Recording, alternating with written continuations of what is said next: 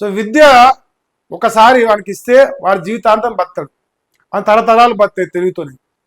So ఉచిత పథకాలతో ఏమి రాదు, ఆ పూట తింటాడు, ఆ పూట వంతాడు అంతే. సో ఈ విషయంలో ప్రధాన పాత్ర పోయించి నిన్న ఒక గవర్నమెంట్ స్కూల్ ఆర్ కాలేజ్ మొత్తం అలానే పెట్టినట్టుంది.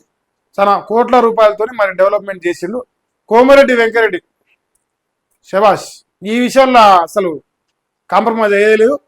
రాజకీయాలకు అతీతంగా ఇదే ఏమంటారుగా సిద్ధాంతాలకు అతీతంగా ప్రజలకు మేలు జరగడమే రాజకీయం. ప్రజలకు మేలు చేయడం కోసం వాడు ఎవరు చేసినా వాడు మంచి, లంగపాన్ని వాడు ఓటు చేసినా అది లంగదే. నేనే విద్యాశాఖ మంత్రి అయితే వాటిని మూసేయిస్తా, అవన్నీ దండం పెడితేనే.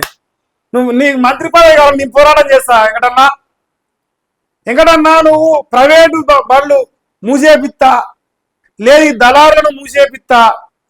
మరీ ముఖ్యంగా మా మునుగోడు జిల్లాలో పేదోళ్ళ బతుకులు మార్చడానికి ప్రభుత్వ పాఠశాలలు ఇంటిగ్రేటెడ్ గురుకులను ఇంకేదో మోడలో గీడలో ఏదో ఒకటి మంచిగా నువ్వు చేసి వచ్చినప్పుడు నేను కట్టినవుగా బడి కసగొంటి మంచిగా చేస్తాంటే నీకు దండం పెట్టి కాలు మొక్కి నెత్తిని నీళ్ళు పోసుకొని ఇక నిన్నే విద్యాశాఖ మంత్రి చేస్తానికి అవసరమైతే తిరుపతి దాకా కాదు అయోధ్య దాకా కూడా పాదయాత్ర చేస్తాను నేను, మా వెంకటన్న విద్యాశాఖ మంత్రి కానీ.